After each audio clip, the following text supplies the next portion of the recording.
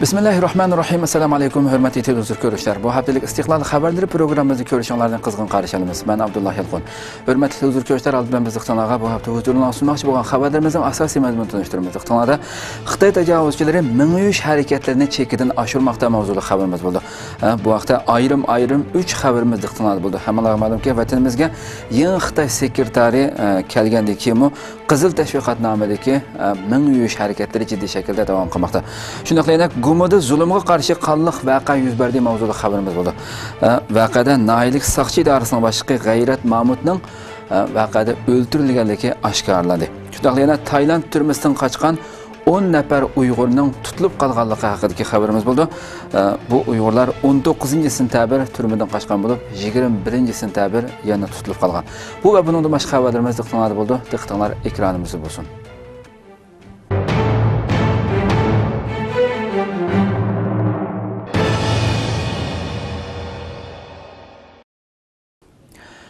Bovay momaylarmı naqshi o'qishga selindi. Xitoy doiralari atalmış Millatlar İttifaqligi faoliyatlar nomida Sharq Turkistondagi Bovay momaylarni naqshi aytib usul o'ynashga majburlamoqda. Xitoy tajovuzchilari Sharq Turkistondagi Uyg'ur musulmonlarining Qurban hayitini o'zlarining tavuz chog'ini bilan birlashtirib, Aqsu, Qashqar, Xotan qatorliq rayonlardagi Uyg'urlarni majburiy yig'ib, har qaysi ishlab chiqarish qurilish armiyalari rayonlardagi ko'chman Xitoy va Xitoy xodimlariga tajovuzchi kommunist Xitoyni madhiyalab atalmış Millat ittifoqligini kuylaydigan naqsha, itot, usul qatorliqlarni o'rinlatqizgan. 9-yilning 19-kundagi Xinjiang TV'ning buningga munosabatlik bergan xabarda Aqsu Onsudagi Uyg'ur dehqonlarining hayitning oxiriga ulashib kelgan Xitoylarning tavuz chog'ini mazgilda shu yerdagi Xitoy ishlab chiqarish qurilish armiyasining 10-diviziyasidagi Xitoy armiyalariga usul o'ynab naqsha o'qib bergan. Xitoy tajovuzchilari bu faoliyatni Uyg'urlarning o'z ixtiyorligi bilan elib borganligini bildirgan. Berilgan suratlik xabarda ma'lum bo'lishicha, bu xildagi faoliyat yana Xotan viloyatida asabiylikni tugutish itot musobaqasi nomida elib berilgan bo'lib, islom dinining ba'zi ahkomlaridan zakot, saqal, islomiy yo'sinda kiyinish, diniy o'qitish qatorliqlar qattiq masxara va haqorat qilinganligi ma'lum. Xabarda berilgan ba'zi ko'rinishlarga qaraganda bu xildagi atalmış Millatlar Ittifoqligi asabiylikni tugutish, abadiy amallik degandek mazmunlardagi qizil tashviqotlik siyosiy vazifalarga tavallikdagi Uyg'urlar hammasi majburiy qatnashadigan bo'lib, bu faoliyatlarda 70-80 yoshlik buvay momaylarmo naqshi o'qib usul o'ynashga selingan. Xabarda yana yashangan bir buvay bu haqda to'xtalib, bu faoliyatda o'zining naqshi o'qib berganligini to'limi azoblangan bir qiyofatda so'zlab bergan. Faoliyatimiz qizg'in qarshi olindi. Men naqshi o'qib berdim. Xalq yaxshi suyunib ko'rdi. Ben mi xursand bo'ldim. Xalqmi suyundi naqshamdan. Xitoy tajovuzchilari bu orqali Sharq Turkiston xalqining diniy aqidasi va milliy kimligini yo'q qilishni maqsad qilayotgan bo'lib, bu maqsadga yetish uchun rayondagi Uyg'urlarning turmush, ishlab chiqarish va boshqa kundalik faoliyatlarini ig'ir darajada ziyonga uchratayotganligi ma'lum. Postkamdagi 100 kunlik naqshi usul. Xitoy tajovuzchilari Postkam nahiyasidagi 16 yezi bozorda 100 kunlik adabiyot san'at nomida dehqon chorvachilarni har kuni kandga majburiy yig'ib olib, naqshi o'qish va usul o'ynashga salmoqda. Xitoy xalq to'ri Uyg'urcha kanalining bergan xabarda Postkam nahiyasidagi atalmış ilg'or madaniyatni avj oldirish, Millatlar Ittifoqligi taraqqiyot yili faoliyatlarini keng qanot yoydirish, diniy asabiylikni tugutish qatorliq mazmunlardagi qizil tashviqot tusini olgan siyosiy vazifalar butun nahiya tavasidagi barliq dehqon chorvachi Uyg'urlarning oila turmushi va barliq ish faoliyatlarini umumyuzlik qoplaganligi xabar qilingan. Xitoy tajovuzchilari Postkam nahiyasi 16 yezi bozorda 100 kunlik adabiyot san'at nomida dehqon chorvachilarni har kuni kandga majburiy yig'ib olib, naqshi o'qish va usul o'ynashga salgan. Undan boshqa har qaysi tavallikdagi dehqon chorvachilarning orasidan 300 nafar kishini majburiy tanlab, naqshchi, usulchi va itotchi qatorliq guruh o'maklarni tashkillab, nahiya, yeza, kanit mahallalarda qizil mazmundagi san'at nomerlarini o'rinlatqizgan. Xalq to'rining bu vaqtda bergan xabarda diqqat tortilgan nuqta shuki, mushu yaqinqi 3 oyga yetmagan vaqt ichida har qaysi yezi bozor, kent mahallalarda ayrim holda 300 qitimdan ortiq dehqon chorvachilar san'at nomerlarini o'rinlatgan. Hatto yiroq chat joylardagi kanit mahallalarda faoliyat qitim sonining 300 ga yetishiga kafolatli qilingan. Xitoy tajovuzchilarining davlat bayrami yaqinlashishiga ergashib, bu faoliyatlarning texmo ching tutilib davomlashayotganligi bildirilmoqda. Xitoy tajovuzchilari hech mezgilidimi zulmni to'xtatmadi. Yilda bir qitim keladigan muborak Qurban hayit harifasida butun dunyo musulmonlari o'zlari xohlagan shaklda hurlik va erkinlik ichida hayit tayyorliklarini qilayotgan bir paytda Sharqi Turkiston musulmonlarining Xitoy tajovuzchilari tarafidan yanada ig'ir darajadagi siyosiy vazifalarga majburlanmoqda. Yilda bir qitim keladigan muborak Qurban hayit harifasida butun dunyo musulmonlari o'zlari xohlagan shaklda hurlik va erkinlik ichida hayit tayyorliklarini qilayotgan bir paytda Sharq Turkiston musulmonlarining Xitoy tajovuzchilari tarafidan yanada ig'ir darajadagi siyosiy vazifalarga majburlanayotganligi o'tirg'i chiqmoqda. Uyg'urlarning madaniyat buyuklaridan biri bo'lgan Kucha nahiyasida 9-oyning 10-kuni Qurban hayitining harifi mezgilida Xitoy tajovuzchilari bu yerdagi Uyg'urlarni Millatlar Ittifoqligi do'stlik faoliyati nomidagi Uyg'urlarni besib Xitoylarni ko'kka ko'taradigan Uyg'urlarni usul o'ynatish, naqshi musiqa o'rinlatqilish orqali Oqqon Xitoylarning ko'nglini echishni maqsad qilgan atalmish Millatlar Ittifoqligi taraqqiyot yili faoliyatini o'tkazishga majburlagan. Bu orqali Xitoy tajovuzchilari Qurban hayitidan bir necha kun keyin keladigan o'zlarining tavuz chog'ini Uyg'urlarga tabriklatkizib, bu yerdagi manqurt Xitoylarning doim andishib turayotgan ko'ngliga tasalli bermoqchi bo'lgan. Tangritog' to'rining 9-oyning 18-kuni bu vaqtda bergan xabarda Kucha nahiyasining Xonqatam yezisida 9-oyning 10-kuni Qurban hayitiga bir kun qolgan kunida Xitoy tajovuzchilari yezi tabalikida umumyuzlik o'rinlashtirish elib berib, tabalikdagi Xitoylarni Uyg'urlar orasiga kirishtirma shaklda o'rinlashtirib, sahna hozirlab, dehqonlarni bularga atalmish Millatlar Ittifoqligi mazmun qilingan nutq so'zlash, zehn sinash, adabiyot san'at numurlarini o'rinlab berishga majburlagan. Undan boshqa atalmish do'stlik faoliyati nomida har bir Uyg'ur oilasi bilan bir Xitoy oilasini do'st bo'lishga majburlab, Xitoylarni Uyg'urlarning uylarida mehmon qilib kutib olishga o'rinlashtirgan. Shundaqla barliq faoliyat jarayonida kishilarning tizilish, o'ltirish qiyofatlarida ikki Uyg'urning orasida bir Xitoy, ikki Xitoyning orasida bir Uyg'ur qilib o'rinlashtirib, mangu amalga oshmas tushuni amalga oshirmoqchi bo'lgan. Qurban hayit mezgilida Xitoy tajovuzchilarining yuqorqidek bema'ni siyosat va zulmlarni to'xtatmasdan texmi ziyoda jinoyatlarni ishlash natijasida Sharq Turkistondagi Uyg'urlarning jonini alqonga ilib qo'yishdan boshqa chorasi qolmaganlikdan ba'zi axborotlarda oshkora bo'lgandek, mushundaq muborak hayit mezgildimi Guma, Qog'iliq qatorliq joylarda chekidan oshgan zulmga qarshi ko'z oldidagi o'limga oldini qilgan boturlarcha qahramonlarning maydonga chiqayotganligi ma'lum bo'lmoqda. Uyg'ur va Tibet tashkilotlari Birlashgan Millatlar Tashkiloti binosi oldida namoyish o'tkazdi.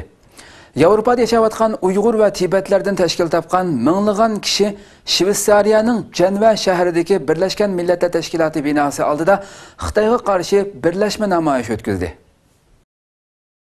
Yevropada yashayotgan Uyg'ur va Tibetlardan tashkil topgan minglagan kishi Shveysariyaning Janva shahridagi Birlashgan Millatlar Tashkiloti binosi oldida Xitoyga qarshi birlashma namoyish o'tkazdi. Namoyish Birlashgan Millatlar Tashkiloti 33-navbatlik kishilik huquq kengashi yig'ini ichilayotgan vaqtga to'g'ri keldi. Dünya Uyghur Qurultiyi va Xalqaro Tibet harakati birlikda uyushtirgan bu namoyish 16-sentabr tushdan burun soat 11 da boshlanib, soat 15:30gacha davom qildi. Namoyishga Uyg'ur va Tibet faoliyatchilari, Yevropadagi Uyg'ur va Tibet davosini qo'llaydigan kishilik huquq tashkilotlari va parlament a'zolari, shundaqla Germaniya Turk Demokratlar birligi qatorliq Yevropadagi turk tashkilotlaridan bo'lib 2000 ga yaqin kishi qatnashdi. Bu faoliyatdan bir necha hafta burun Dünya Uyghur Qurultiyi o'z to'rbetida bu qitimliq namoyish haqida bayonot e'lon qilgan. Dünya Uyghur Qurultiyi raisi Rabiya Qadir xonimi Dünya Uyg'urlarga namoyish chaqiriqi qilgan edi. Egilishimizcha namoyishchilar oldi bilan Janva shahridagi Palas Wilson degan joydan yo'lga chiqib, 2 kilometrlik masofani besib, Birlashgan Millatlar Tashkiloti binosining oldiga kelib to'xtagan. Ular qo'llarida Uyg'ur va Tibet bayroqlarini, shundaqla har xil shuarlar va Xitoyning besimi aks ettirilgan rasmlar tushirilgan plakat lozunkalarni ko'tarib, Xitoyga qarshi shuar to'lab mangan. Ular Birlashgan Millatlar Tashkiloti binosi oldidagi fuqarolarga qurolliq zo'ravonlik qilishning simvoli bo'lgan sunuq o'rindiq yeniga bargoh qurgan. Bu yerda Dünya Uyg'ur Qurultiyi raisi Rabiya Qadir xonim, Tibet tashkilotining vakili, Yevropa parlamentining Uyg'ur Tibetlarni qo'llaydigan ba'zi a'zolari, Yevropadagi kishilik huquq tashkilotlarining mas'ullari nutq so'zlab, Xitoyning kishilik huquq xotirasi va uning Sharq Turkiston, Tibet rayonlaridagi siyosiy, diniy bostirishni tanqid qilgan. Birlashgan Millatlar Tashkilotidan nupuzini qo'llanib Xitoyga bostirishni to'xtatish haqida besim qilishni talab qilgan. Ular Xitoydagi bir diktator hokimiyatining Birlashgan Millatlar Tashkiloti kishilik huquq kengashiga a'zo bo'lish salohiyatining yo'qligini ilgari surib, Birlashgan Millatlar Tashkilotidan Xitoyning bostirish siyosatini to'xtatish haqida Xitoyga besim qilishni talab qildi. Egilincha bu qitimqi namoyishga Germaniya, Gollandiya, Belgiya, Shvetsiya, Norvegiya va Fransiya qatorliq davlatlardan kelgan Uyg'ur tashkilotlari va faoliyatchilari bo'lib, ko'p sonli kishi ishtirok qilgan. Gollandiya qatorliq davlatlardagi Uyg'urlar maxsus avtobus o'rinlashtirib Janvaga kelgan. Namoyish oxirlashgandan keyin Uyg'urlar bir yerga jam bo'lib, Rabiya Qodir xonimning qo'shilish nutqini anglagan va xotir rasmga tushgan. Birlashgan Millatlar Tashkiloti kishilik huquq kengash yig'ini echilayotgan vaqtda o'tkazilgan bu qitimqi namoyish dunyo taratqullarining diqqatini tortdi. Sharq Turkistonda masjidlar chiqilishga boshladi. Sharq Turkistonning Qashqar viloyatiga taba har qaysi nahiyalarda masjidlar chiqilmoqda. Xitoy tajovuzchilari Sharq Turkistonda elib berayotgan diniy milliy jihatdagi yo'qotish xarakterli cheklama va assimilyatsiya siyosatlarini shu qadar vahshiylik bilan rahimsizlarcha yurgizayotgan bo'lsa-mu, lekin bu yerdagi musulmon xalqning minglarcha yuz yillardan beri davomlashib kelayotgan aqida e'tiqodidan ta'virtalmay kelmoqda. Milliy kimlikni tubdan yo'qotishni maqsad qilgan qonun siyosatlarimi aqida, diniy va milliy madaniyat sababidan unumli bir natijaga erisholmay qolmasdan, balki ko'plagan qarishliqlarga duch kelmoqda.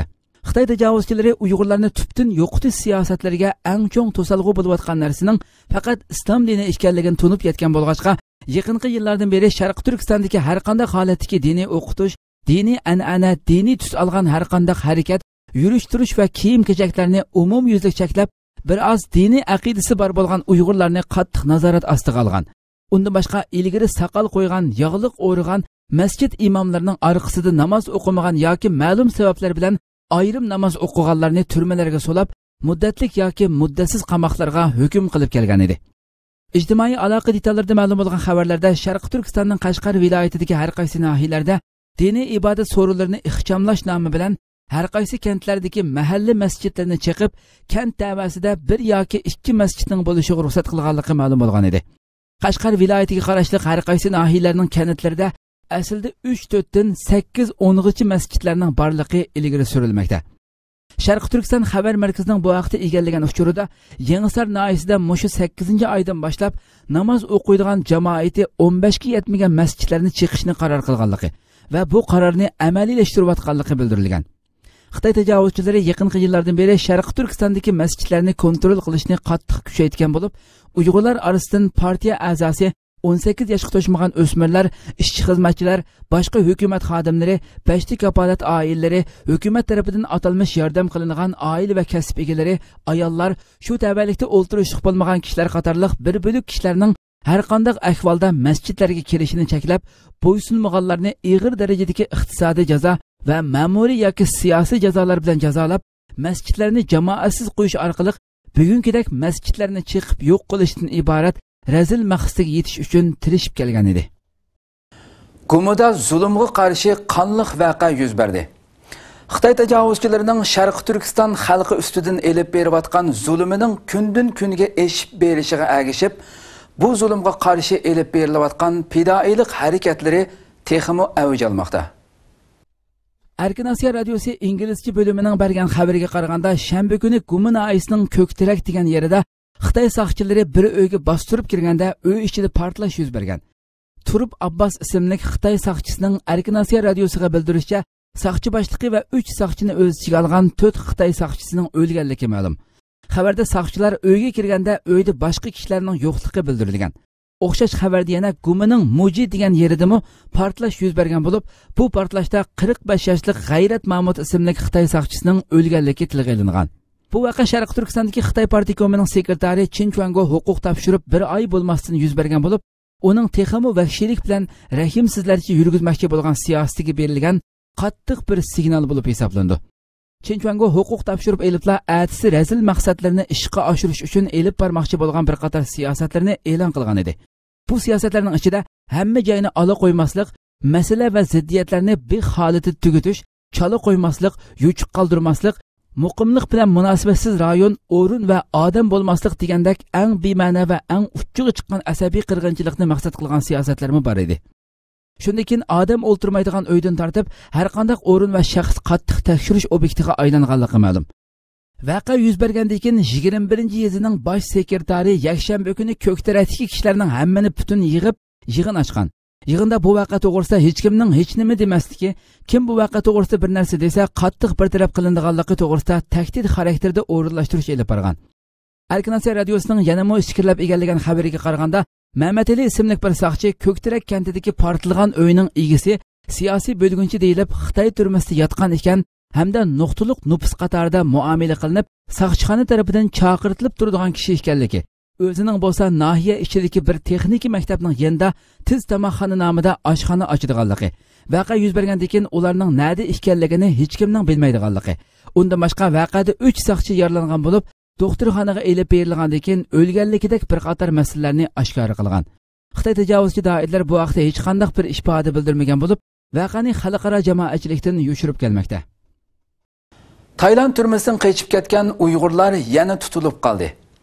Taylandning Nongxay o'lkasidagi bir turmadan 9-oyning 19-kuni 10 nafar Uyg'ur qochib ketgan bo'lib, xabarlarda ularning 21-sentabr tutilganligi xabar qilindi. TPBS nomli inglizcha xabar torining ma'lumotida dushanba kuni kechida Taylandning Nongxay o'lkasidagi bir turmada chegaradan qonunsiz kirganlikka ilgari surilib tutib turilayotgan Uyg'urlardan 10 nafar Uyg'ur eshikni buzib chaqqandan keyin bu turmadan qochib ketgan. Saqchilar bo'lsa, ular qochib bo'lgandan keyin ondan bu ahvoldan xabar topgan. Munosabatli saqchilarning tushuncha berishicha, u kuni qattiq yomg'ir yig'ib, havo temperaturasi tövallab, mas'ul 4 nafar saqchining shu o'rindagi bir bo'lik chet elliklarni 4-rayondagi ko'chmanlar idorasiga o'tkazayotgan mushundaq bir qulay fursatdan foydalanib qochib ketganligini bildirgan. O'xshash manbadagi xabarda chegaradan qonunsiz kirganligi uchun tutib turilayotgan turmadan qochib ketgan 10 nafar Uyg'urning 21-sentabr tutilganligi xabar qilinib, tutilgandagi naq maydon suratlari birlikda berilgan. Xitoyning dahshatli bostirish va ig'ir darajadagi zulmlari sababidan 2013 va 14-yillari o'z vatanlarini tashlab qochib chiqqan bir turkum Uyg'ur turklari Tayland hukumati tomonidan chegaradan qonunsiz o'tgan deyilib tutilgan va 100 dan ortiq Uyg'ur xalqaro jamiyatning noroziligiga qaramasdan 2015-yili majburiy Xitoyga qaytarilgan edi. Qilib qolganlar bo'lsa hech qanday ifoda bildirilmasdan hozirgacha tutib turilayotgan bo'lib, Tayland saqchilarining qo'pol muomalalari va jismoniy jazolar sababidan bundan necha oy ilgari umumyuzlik ochliq e'lon qilgan. Shundan keyin Tayland hukumati ularni maxfiy bir o'ringa yo'tkab, ularning sirt bilan bo'lgan aloqasini uzib tashlagan edi. Birlashgan Millatlar Tashkilotida Xitoyda kishilik huquq degan temada maxsus yig'in ochildi. Birlashgan Millatlar Tashkilotida ochilgan Xitoyda kishilik huquq degan temadagi yig'inda Uyg'ur kishilik huquq masalasi o'tirg'a qo'yildi.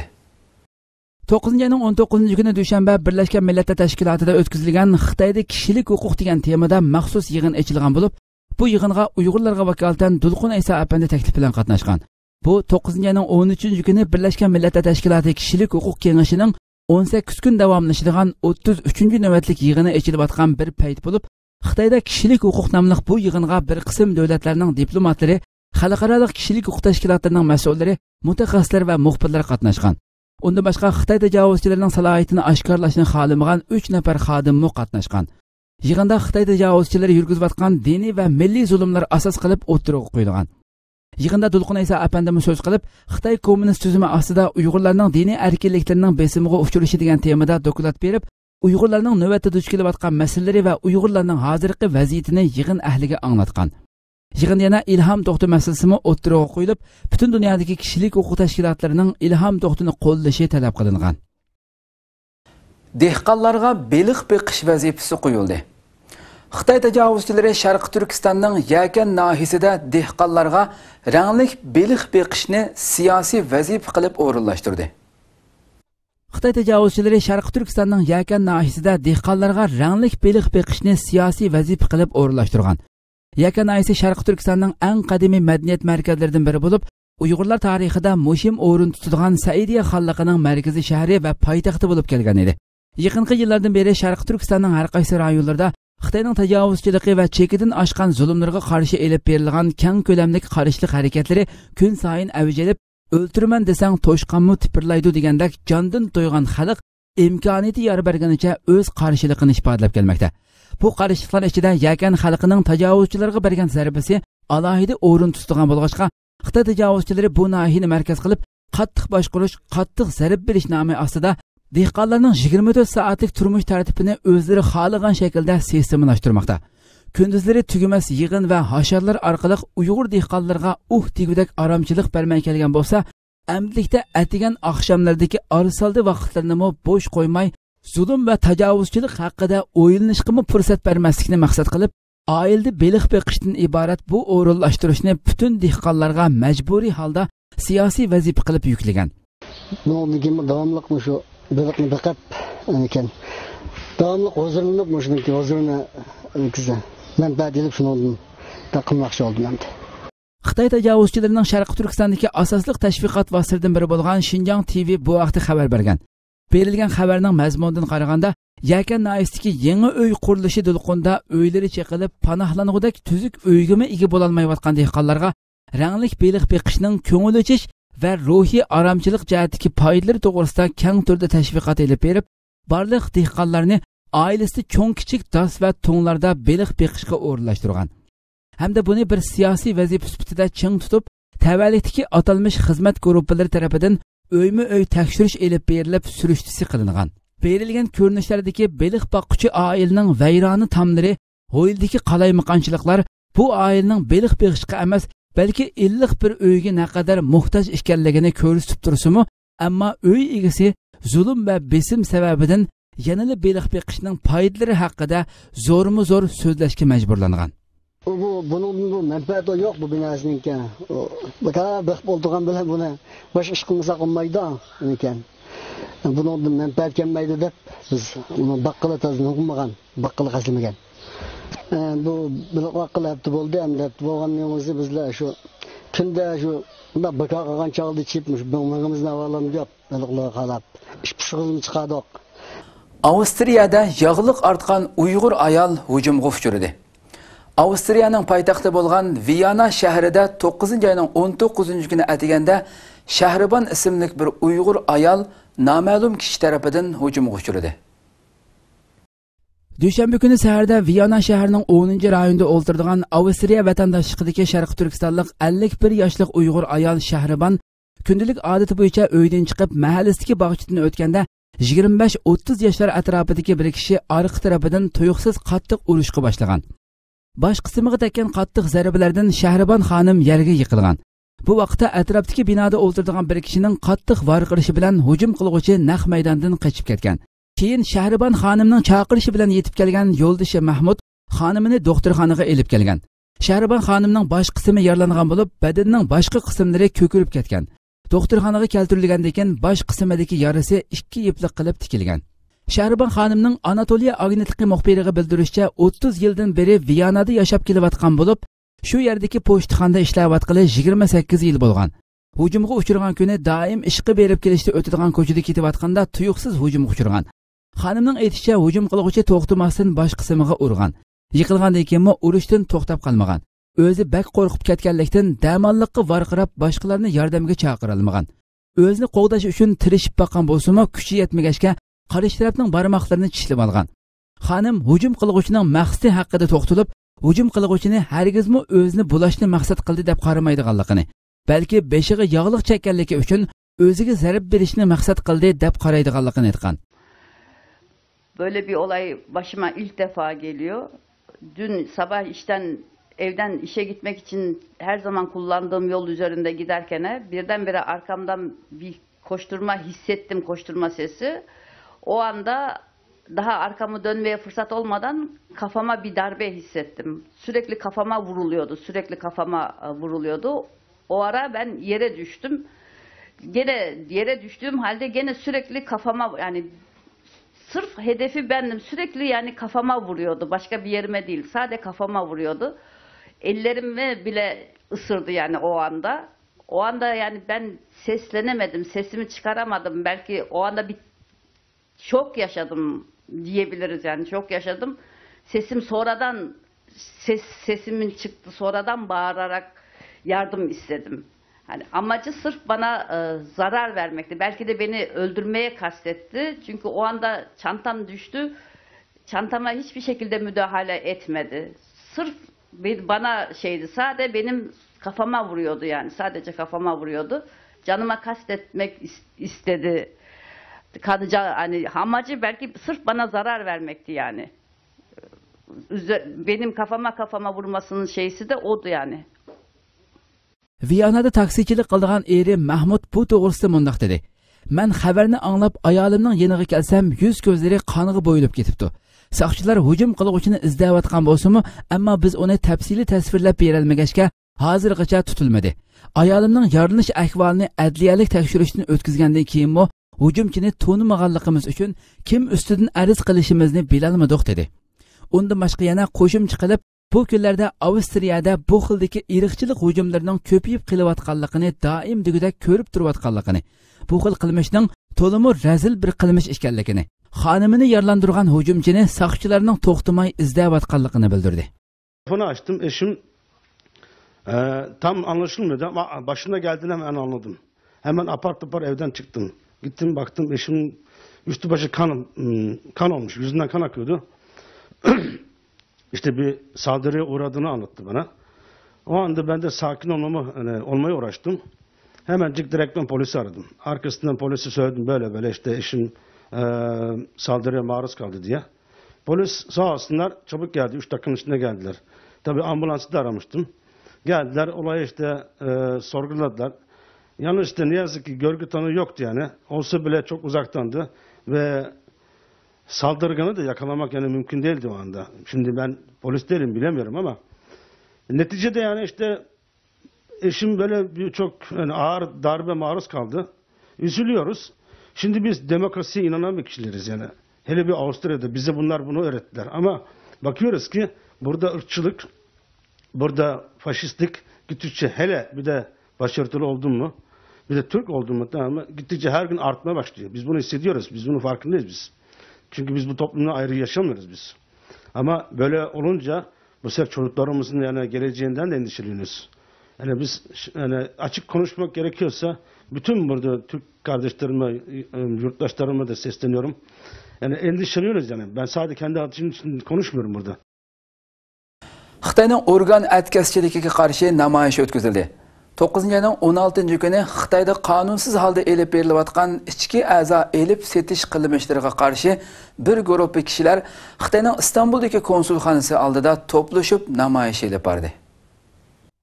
8 ayning 16 kuni Xitoyda qonunsiz holda elib berilayotgan ichki a'zo elib setish qilmishlariga qarshi bir guruh kishilar Xitoyning Istanbuldagi konsulxonasi oldiga to'plashib namoyish elib bordi.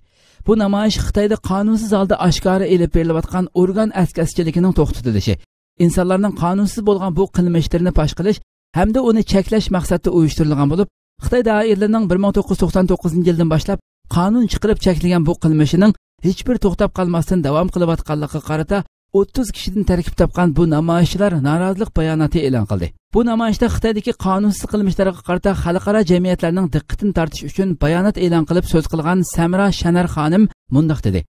Bugun bizning bu yerda to'planib namoyish qilishga maqsadimiz 17 yildan beri saqlanib va davomlashib kelayotgan bu razil qilmishni kishilarga bildirish uchundir. Xitoyda 17 yildan beri ichki a'zo savdosining qonunsiz holda davomlashib kelayotganligi, shuningdek bu yo'tkilayotgan ichki a'zolarning gunohsiz ma'sum insonlarning ichki a'zolari ekanligi haqiqatdir.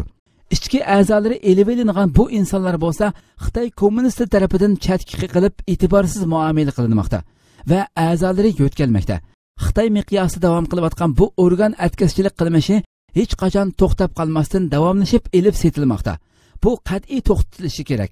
Xitoydagi cho'ng doktorxonalarning million dollarlik mablag'ga erishish uchun nurg'unlagan insonlarning ichki a'zolarini elib u orqali sistemalashgan bir shaklda savdo tijorat qilayotganligini butun dunyo bilishi kerak.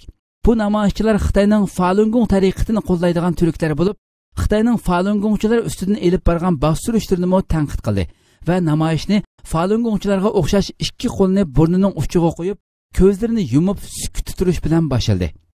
Namoyishda bayonot o'qigan Samra Shanar xonim organ atkazchiligini darhol to'xtatish kerakligini bildirdi va Falun Gongchilarning organlari, ya'ni ichki a'zolari setilish maqsadida o'ldirilganligini ifodaladi.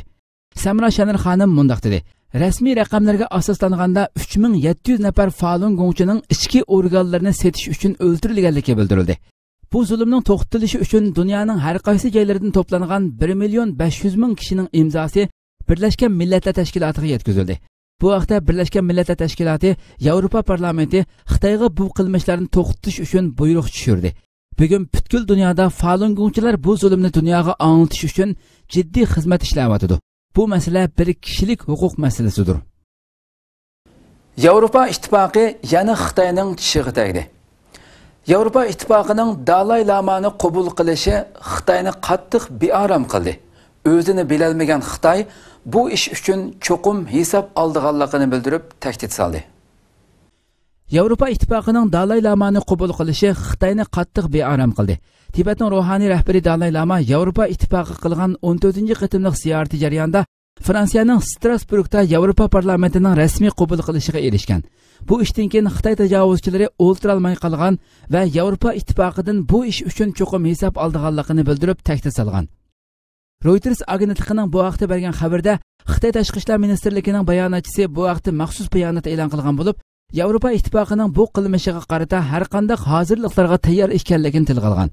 Bu ziyoratdan ilgari Xitoy tashqi ishlar ministrligi Yevropa İttifoqining Xitoy tarafidan terrorchi deb qaraldigan Dalay Lamani qabul qilmasligini, agar qabul qilsa Yevropa İttifoqi bilan Xitoyning munosabatlariga qaytadan qarab chiqadiganligini aytgan edi. Biroq Yevropa parlamenti Xitoyning bu talablariga pisand qilmasin, Dalay Lamani qabul qilib Xitoyning yuragiga bir mush urdi. Dalay Lama Strasburgda so'z qilib, Xitoy tajovuzchilarining zulmlari, Tibetdagi kishilik huquq masalalari haqida to'xtalib, Tibet masalasining Yevropa kun tartibidan tushib qolmasligini, shundaqla Tibetliklarning Xitoy ishg'olidan qutulishi uchun yordamda bo'lishi kerakligini bildirdi. Urumchida Osiyo Yevropa ko'rgazmasi boshlandi. 5-navbatlik Osiyo Yevropa ko'rgazmasi 9-oyning 20-kuni Sharq Turkistonning Urumchi shahrida ochildi. Xitoy tajovuzchilari tomonidan uyushtirilgan 5-navbatlik Osiyo Yevropa ko'rgazmasi 9-oyning 20-kuni Sharq Turkistonning Urumchi shahrida ochildi. Bu ko'rgazmaga ko'p qism davlatlardan sayohatchilar va davlat xodimlari qatnashdi. Xitoydagi asosliq axborot vositalarida bu haqda tafsiliy xabarlar berilgan bo'lib, bu xabarlarning o'ramidan qaraganda xalqaroliq bu faoliyatni o'zi uchun tashviqot fursati deb bilgan Xitoy Sharq Turkistondagi Uyg'urlarga qarata yurgizayotgan assimilyatsiya va irqiy zulmlarni pardozlab ko'rsatgan tashviqotlarni kuchab tashviq qilishga boshladi. 20-sentabr tushdan burun Urumchidagi xalqaro ko'rgazma markazida Osiyo Yevropa ko'rgazmasi va Osiyo Yevropa iqtisod taraqqiyot hamkorlik munbirining ochilish marosimini o'tkazgan.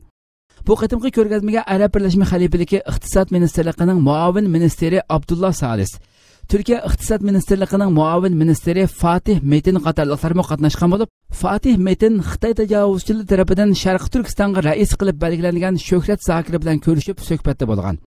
Shuhrat Zokir ko'rgazmaga kelgan har qaysi davlatning vakillarini qarshi elishda so'zlagan so'zida Sharq Turkistondagi atalmish millatlar ittifoqligi va abadiy aminlik haqida to'xtalib, Sharq Turkiston xalqining Xitoy tajovuzchilari tomonidan nihoyat yaxshi muomalaga uchrayotganligi, xalqning boy-boy yashab yashayotganligidek saxta afsonalar bilan to'lgan Sharq Turkiston realligida aslo tepilmaydigan safsatlarni so'zlab o'tgan. Tag'irtaq to'rining xabariga qaraganda bu faoliyat to'g'risida Xitoy tajovuzchilari Sharq Turkistonda Xitoycha, Uyg'urcha, Qozoqcha televiziya kanali, Xitoycha, Uyg'urcha, Qozoqcha, Mo'ng'ulcha, Qirg'izcha radio kanali ochgan. Undan boshqa bu faoliyat jarayonida yana muqam ta'sirotlari atalmish Xitoy chet el madaniyat haftaligi nomida yana bir qancha faoliyat uyushtirganligi ma'lum. Bu ko'rgazma 20-sentabrdan 26-sentabrgacha davomlashadi ekan. Xitoyning davlat egiligidagi cho'ng shirkati vayron bo'ldi. Xitoy tajovuzchilariga qarashli davlatlik cho'ng shirkatlardan biri bo'lgan Guangxi Ranglik Metal guruhi shirkati og'ir qarz sababli vayron bo'ldi. Xitoy tajovuzchilariga qarashli davlatlik cho'ng shirkatlardan biri bo'lgan Guangxi Ranglik Metal guruhi shirkati bundan 9 oy burun o'zining vayron bo'lganligi to'g'risidagi iltimos dokumentini Xitoyga sungan edi. Bu hafta ichida Xitoy bu shirkatning rasmiy vayron bo'lganligiga doir tasdiqni e'lon qildi. Bu Xitoydagi iqtisodiy krizis to'g'risidagi ba'zi andishlarning rasmiy amaliyotga aylanishi bo'lib hisoblandi. Vayron bo'lgan bu shirkat Xitoy davlat ig'dorchiligidagi guruhlashgan cho'ng shirkatlarning biri bo'lib, uning vayron bo'lishining boshqa shirkatlarga o'xshamaydigan tarafi shuki, uning har qaysi banklar aro bo'lgan munosabatlardagi qarzi 2,2 milliard dollarga yetganligi uchun vayron bo'lganligini jakarlagan. Uning vayron bo'lishi Xitoy ilikidagi cho'ng shirkatlar ichidagi tunji qitimqisi bo'lib hisoblandi. Guangxi Ranglik Metal guruhi shirkati aslida yerlikdagi hukumatlarning har jihatdagi iqtisodiy yordamlari va kuchli qo'llashi bilan taraqqiy qilib zo'raygan bir shirkat edi. Yaqinqi mezgillardan boshlab Xitoy iqtisodining uzluksiz tubanlashiga ergashib, Xitoy doiralari ilgariki ojiz kichik shirkatlarni qo'llash va mablag' bilan ta'minlash siyosatini o'zgartib, bu jihatdagi nazarni cho'ng shirkatlarga qaratgan bo'lg'achqa, iqtisodiy kuchi bir qadar ojiz bo'lgan ba'zi shirkatlarning vayron bo'lish qadamini tezlatgan. Iqtisodshunoslar orasida bundan burun Xitoy shirkatlarida yuz berayotgan har xil voqea va hodisalar oq yoqiliqlarning ko'pligi temasida bas munozara bo'lingan bo'lsa, bu yil 5dan boshlab Xitoy iqtisodining vayron bo'lishi kutilmoqda. Analizchilar Guangxi ranglik metall guruhi shirkatining vayron bo'lishi Xitoy iqtisodidagi vayron bo'lishning boshlanishi ekanligini, buning yolg'iz bu shirkat bilan to'xtab qolmaydiganligini bildirishmoqda. Hurmatli televizor ko'ruvchilar, shuna qilib bu haftalik Istiqlol xabarlari programmamiz bu yerda oxirlashdi. Kelar qatimqi programmamizni ko'rishgacha sizlarni Janobi Alloh topshiramiz. Shuna qilib program oxirida ekran orqasidagi barcha xizmatdoshlarimga ko'pdan ko'p rahmat aytaman. Assalomu alaykum va rahmatullohi taala va barakatuh.